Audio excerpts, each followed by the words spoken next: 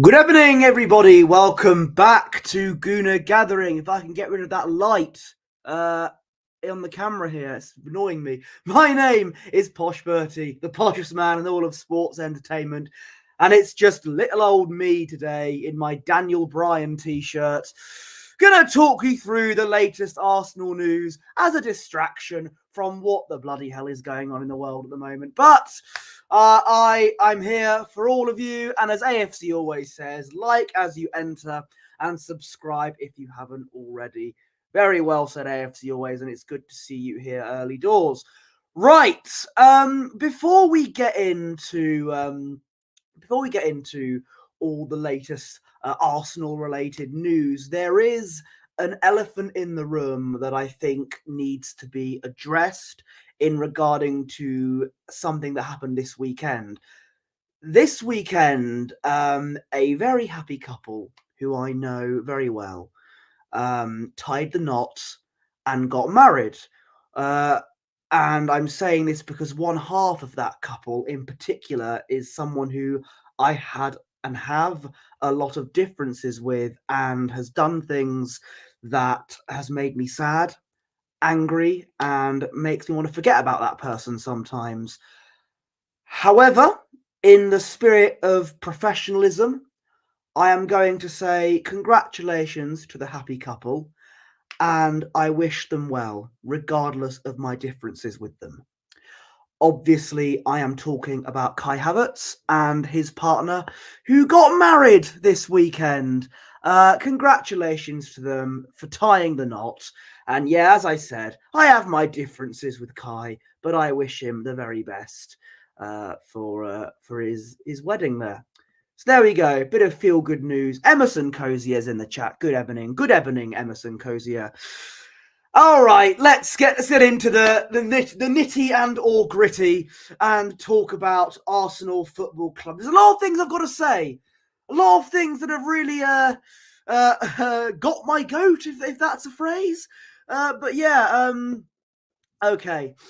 First up on the list is the tour to the USA. So the Arsenal squad have landed in the United States of America, a country where everything is fine at the moment. And this is the squad list. Goalkeepers, Carl Hein, new signing, kind of, Tommy Setford, new academy player, which means I have no future at the club. Lucas Nygaard and Alexi Rojas. So yeah, Ramsdale and Raya are recuperating and recovering from the Euros there, and wow, that's some goalkeeper list there. Defenders: Ben White, Zinchenko, Timber, Josh Nichols. No, not that one. Not Josh Nichols from Drake and Josh. That'll be interesting. Jacob Kivior, Aidan Heaven, Omar Rekic. Midfielders: Thomas Partey, Jorginho, Michael Rosiak, Lewis Skelly, Odegaard, Smith Rowe, possibly his last dance with the club, Fabio Vieira, Ethan Wanyeri. We've got Salah. Have we just signed Salah? Salah Eddin Oulad and Salah Eddin Ouad Umhand, interesting name, and Jimmy Gower. Forwards: Trossard, Nelson, Sago Jr., Jesus, and Nketiah. You're still here? He's still with the club? Good heavens, yeah. Nketiah has landed in the US. He might be the next president for all we know. But yeah, Nketiah is with the squad. He's still with us. He's still with the squad. But yeah, looking, I know, I'm very much aware that this is not the full squad. We've got players like Saliba, Rice, Saka, Ramsdale, and Raya who are resting and recuperating after their Euros campaign. And yeah, so you can see why they're being rested. But you look at that squad. I mean, Martinelli as well. Where's Martinelli? I mean, the Copa America campaign, perhaps.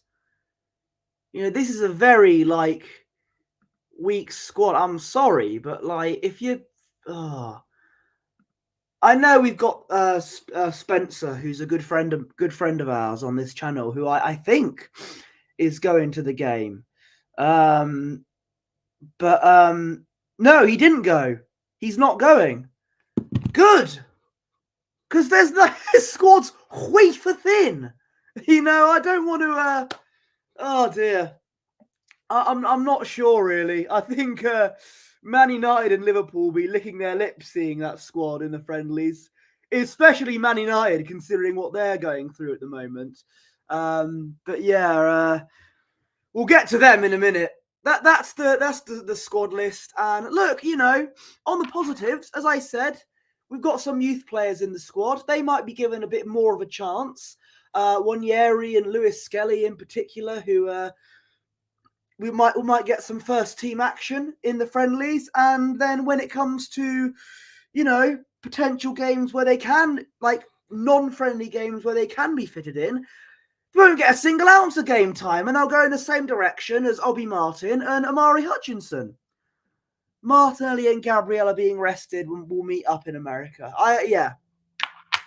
Because, of course, Martinelli and Gabriel have been competing in the Copa America, and they're, of course, having a rest as well. Okay, so that's... and the fixtures that we're playing are Man United and Liverpool. And also, when we come back to the US, we will be playing in the Emirates Cup against teams that I can't remember we're facing against. I'm sure people in the chat will remind me who we have. But it's not all smiles. It's not all sunshine and rainbows, in my opinion, with the Arsenal squad. Because I believe we have 4 weeks, or technically 3 weeks and 6 days, until we play Wolverhampton Wanderers in our first game of the season. Actually, let me look at the calendar. How long is it until we play Wolves? Because it's not that long till the season starts. Hang on. 1, 2, 3. Yeah, 3 weeks and 7 days until we play Wolves. And as of now, if we have a total squad, why can't we go for world-class signings? This is what I'm trying to say. 3 weeks and 6 days until we play Wolves. And we have signed, in terms of new players for the first team, we have signed 0. A big fat 0. If this was the dying days of Arsene Wenger, there will be many people ranting right now and people losing their you-know-what. AFC Bournemouth is the first match in the early hours of Thursday, our time. Yes, it's the US, so we'll probably be about 3 a.m. or something along the lines of that. I can assure you now, I will not be doing a watch-along of that because I'll be in bed. So, yeah. We've signed absolutely nobody. A few years ago, before the Arteta aura came in, we would have been ranting and been furious, but for some reason our fan base isn't doing that. But I think it's time we do, because I thought that we had a £200 million war chest. £200 million that can get us all the good players we want. We were told we were going to splash the cash. We were going to be serious, and we've signed David Raya permanently. Okay, good, but we knew that was going to happen, and he's not exactly a new player. No, I won't be doing that either. I don't do friendlies because they don't mean anything. So, yeah, I don't. I'm gonna get to get to when it matters. Get to when the Premier League starts. That's my opinion. But yeah, I think so far we seem to be splashing the cash on a defender who everyone hyped up for having one good game in the Euros for a country that got knocked out in the round of 16. And that said player, one good game against Albania, the following game scored an own goal, and the following games accumulated a yellow card and therefore got suspended. So, And that player in question has had more injuries, apparently more injuries in his playing career than Kieran Tierney has. And we're splashing the cash on him. Something tells me now, I don't have any notes on me, sadly, but it's one of the things I knew what I was going to say, but I'm on live, so I'm forgetting everything. Something tells me that Edu isn't this forward-thinking man you think. I mean, we could sign any player. Calafiori, I don't think is as dynamic and as good as people think he is. He had one good game. Cool. I can name many players that have had one good game for their club or country. Cucurella had a brilliant tournament in the Euros. He'll still be a bad player in the Premier League. So that's not saying a lot. And the amount of people getting so hyped up over this Calafiori, saying, "Oh, Don Edu has struck again, masterclass, whoopee." Well, we could, like I said before, we could sign Harry Maguire. And yet there'd be fans going, "Edu masterclass! If Mikel wants him, I want him." This is where we need to calm down a bit. I think that there are players in many, many positions, like striker and backup for Saka, for example, because Reece Nelson's going to go, Smith Rowe's more likely to go, and we've not been linked with a single not seriously, not via credible sources, we've not been linked with a single backup for Saka. This is very concerning. We're, as I said, 3 weeks and 6 days until we play Wolves, and we're on the brink of signing a defender who, was only hyped up after one game. And if we're judging a player after one game, it's just not the right thing to do when it comes to scouting players, because the only time I saw Calafiori play, he scored an own goal. I just don't think we've got our priorities straight. But at the same time, if Saliba does get injured, yes, I'm glad we're having cover.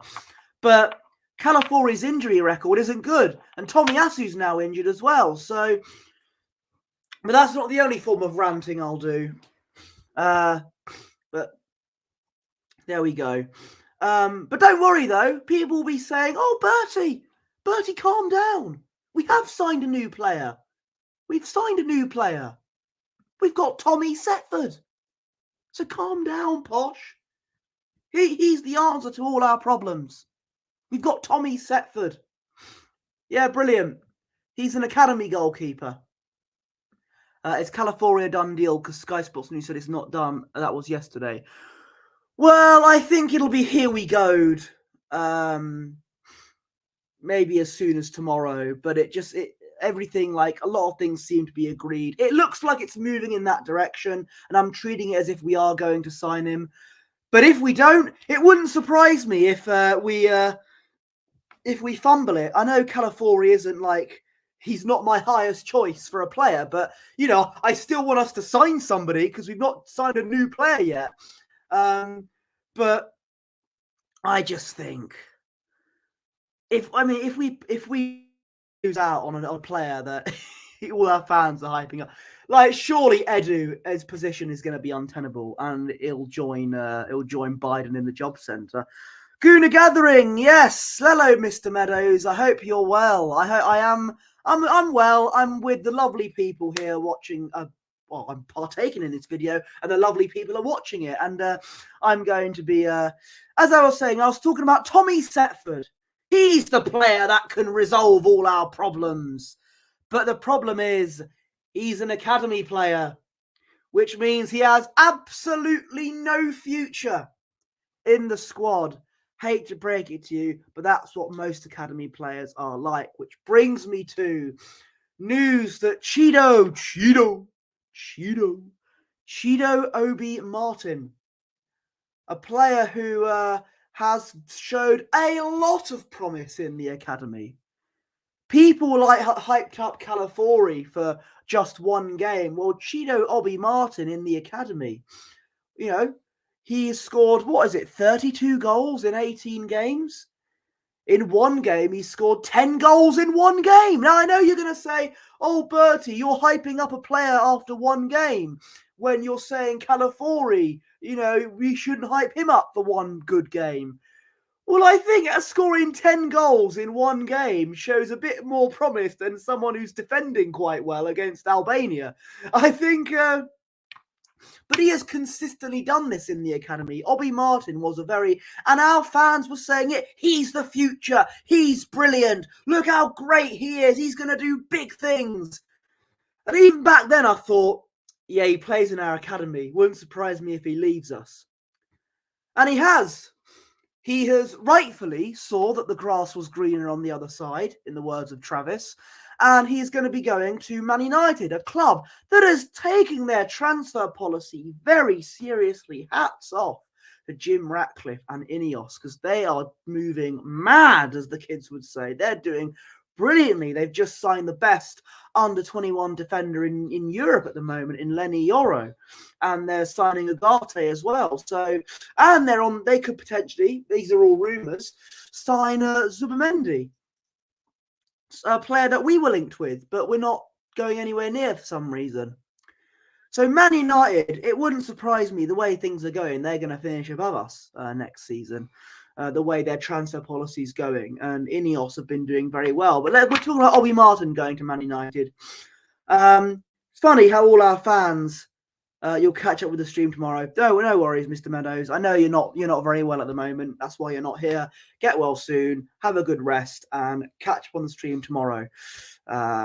You are dismissed, sir. Thank you very much. But it's just funny how our fans like to. When Obi Martin scored 10 goals in one game, he's the future, he's amazing, he's going to be the next Henry. And then he goes to Man United. Oh, he's a Judas. He's a turncoat. How dare he not see the project that Arteta is building? First of all, Arteta doesn't give a damn about academy players. I've said this before. And Obi Martin knew that. Amari Hutchinson knew that. Kozia Dubry knew that. And Rule Walters knew that. They all knew that their future doesn't lie at Arsenal because Arteta does not care about academy players. I've said this time and time again. He does not give them a single chance at a time where they should have done. Like, for example, the dead rubber against PSV last year would have been a great time to have academy players in, not a single one. In many times, like the only time Arteta brought a player on was Ethan Nwaneri during the 6-0 win against West Ham, and that was purely out of peer pressure. This is about Calafiori. He'll be done this week. He's injury-free. And the other goalkeepers, he scored 32 goals for the record books. The 10 goals do not count. Okay, well, it was one game where he scored like a boatload of goals, because I remember that. I remember seeing on social media, I'm like, oh, okay, that's interesting. You won't get a single ounce of game time because, Arteta, but that's what I was saying. So yeah, Obi Martin's going to have a great run at Man United, and people are saying, oh, why are you so angry about a 16-year-old leaving to go to Man United? Well, the club he's going to.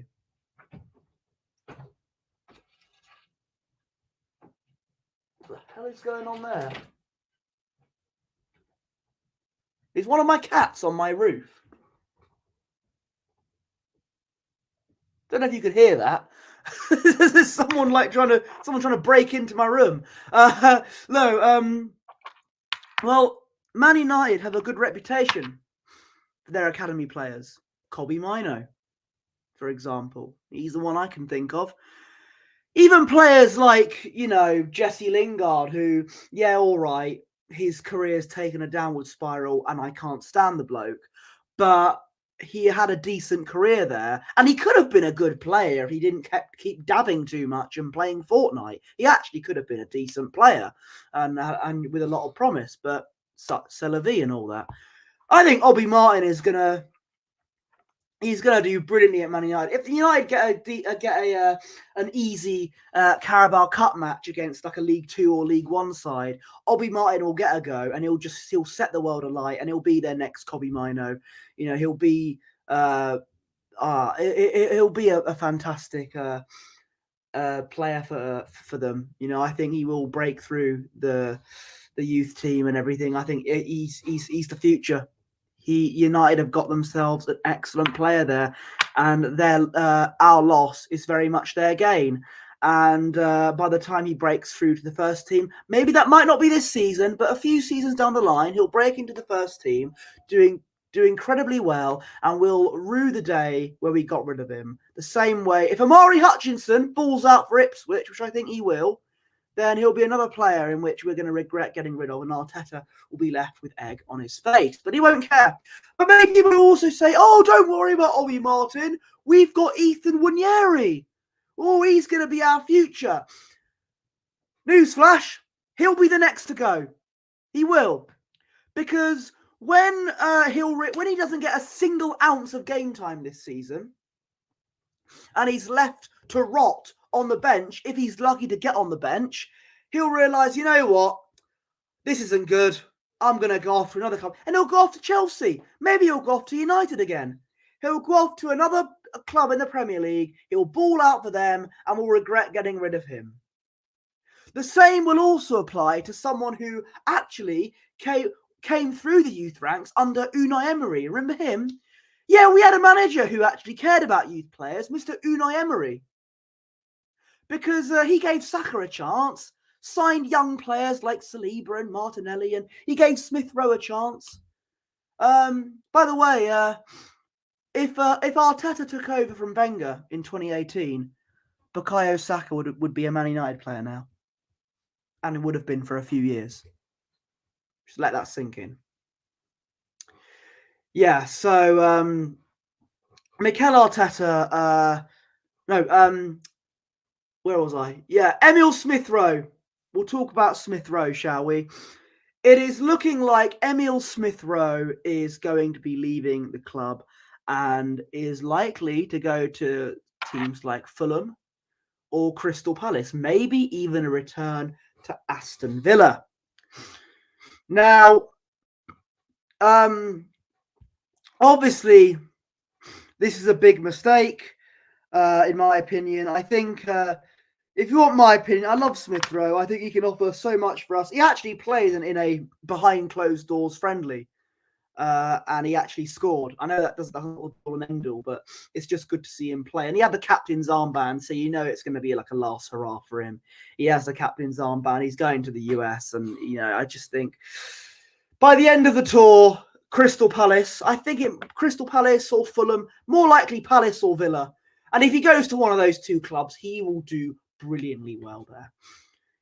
I think Glasner and Emery are two great managers, and they'll both get the best out of Smith Rowe, whichever club he'll go to. And it's a shame because I think in 2022 he got 10 goals. Was he our top scorer at one point in the pandemic? No, that was Aubameyang, another player we shouldn't have got rid of, but that's another story. Was it 10 goals or 10 assists he got in one season? And then Martin Odegaard took over from him in the first team, and he was just kind of like left to dry on the subs bench, got injured. But it's a shame because I like Smith Rowe, fantastic player. You've seen what he's like on Football Manager. He's so overpowered. That series will come back soon. Don't worry.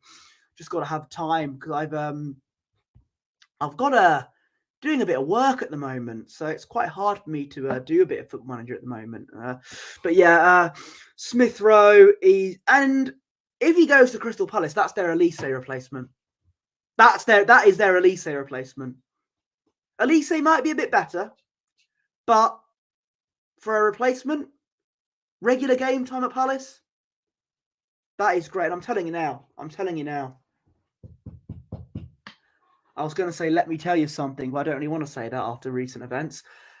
I'll tell you now. If Crystal Palace keep Eze, Gueye, Wharton, Mitchell, and if they sign Smith Rowe as well, top 6.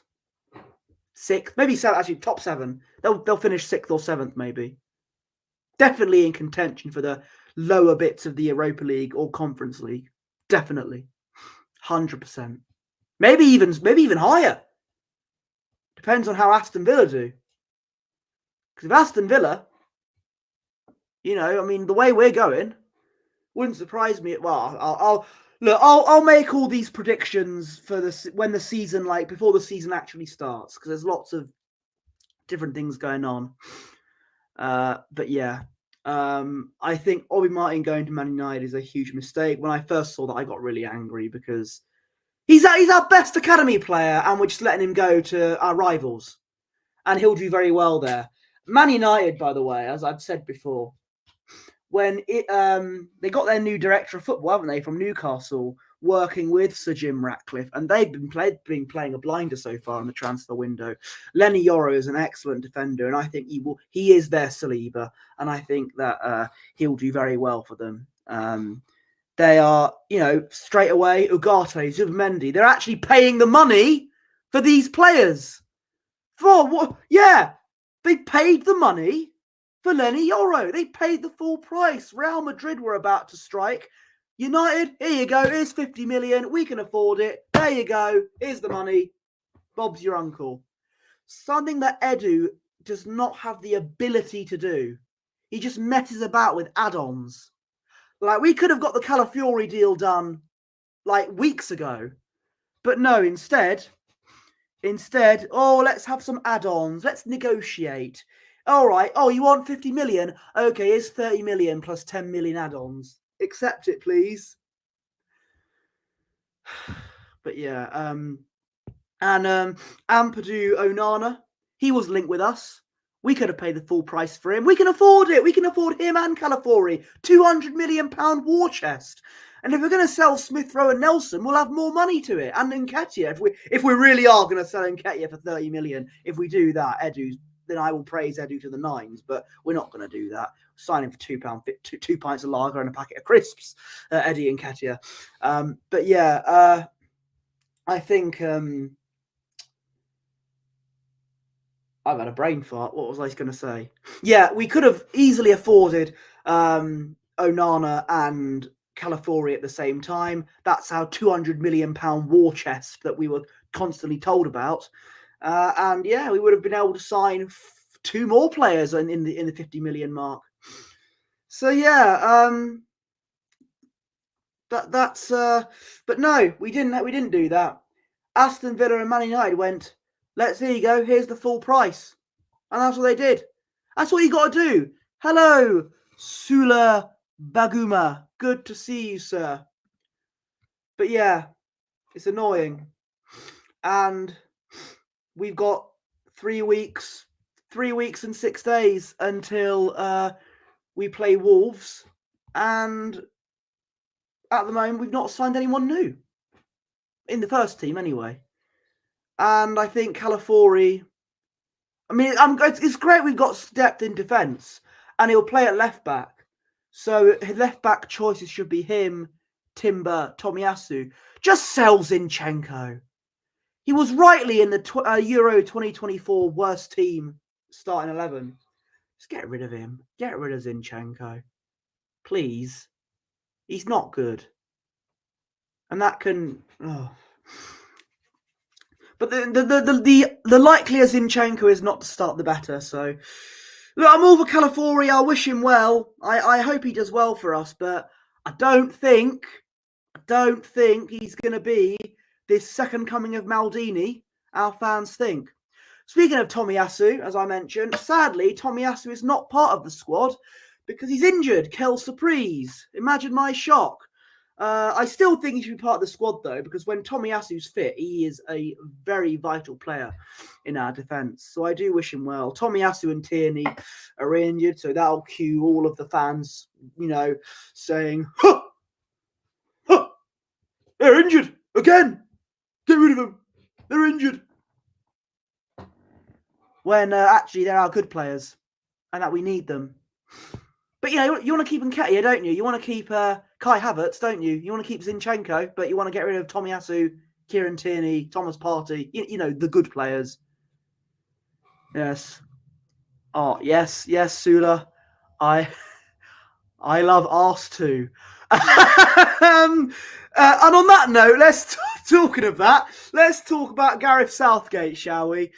He's our last item on the agenda. As you know, Gareth Southgate is step down as England manager, which is the right decision because even though he did get us to finals, and he was the first England manager to take us to a final since Sir Alf Ramsey, who won it for us, I'll give him credit for that. Well done for him for doing that. However, it's the right time for him to go. Whenever we play a decent team, the first big team we play, we crumble, we bottle it, and even Arteta has history for beating big teams. And he got, let's be honest, he got to the final, you and me both, brother, for draw, via draw luck. And I think now's the right time for him to leave the England post. Hey, it's going good, Josh. Good to see you. We talked about our USA tour, ESR potentially going, Obi Martin going, Calafiori signing. Talk about Tommy. This is actually our last item we're going to talk about, and it's got nothing to do with Arsenal. It's to do with Southgate. He's leaving as England manager, and potential replacements involve. Good to see you, Josh. By the way, involve Eddie Howe, Graham Potter. I want to see Jurgen Klopp as our manager, as England's new manager, but I think that's unlikely. But Eddie Howe will be a decent option. I think he'll play some good football, and I think he's one of those managers that actually gets it when it comes to picking players in the right position. Not sure about Graham Potter. I think his stint at Chelsea left a bad taste in the mouth. Then again, he was kind of set up to fail there. I'm not sure. But then again, the next England manager doesn't have to be English. Remember the woman who brought football home with the Lionesses? She's Dutch. So the manager doesn't have to be English. Hence why I want Klopp or maybe Thomas Tuchel. But I don't think the English traditionalists want a German in charge of the national team. Good night, Sula. Good to see you. Always good to see you in the chat. Thank you. If you haven't, I think you might be a new name in the chat. I can't remember, but if you subscribe to Gooner Gathering, if you can, before you head off, it means a lot to our channel. And yeah, that's about it. Unless there's anything else that I need to discuss. Lee Meadows isn't in the chat, but yeah, I discussed many things. I'm sure that if I forgot some things, I will leave that in another video some point this week when Lee is hopefully better, and we'll discuss those things. And until then, you can follow me on, where are you? Find me on X or Twitter at Posh Bertie, Instagram at Bertie Wanless, and I also run Gooner Gathering's Instagram account, which is at Gooner Gathering. We watch Arsenal, so you don't have to. You can also follow all these lovely people here, Gooner Lee Meads as well, our founding father. Find him on Twitter at Gooner Lee Meads. That's also his Instagram. And you can follow all these lovely people here that have contributed to our channel. They are excellent people, and this channel would not be the great channel it is without them. I think that should be it, guys. This was just a little roundup because we've not done a video in ages, and it's just nice to talk to all of you. And until next time, guys, respect the beard, as Daniel Bryan would say, and I'll see you later. A winner is you.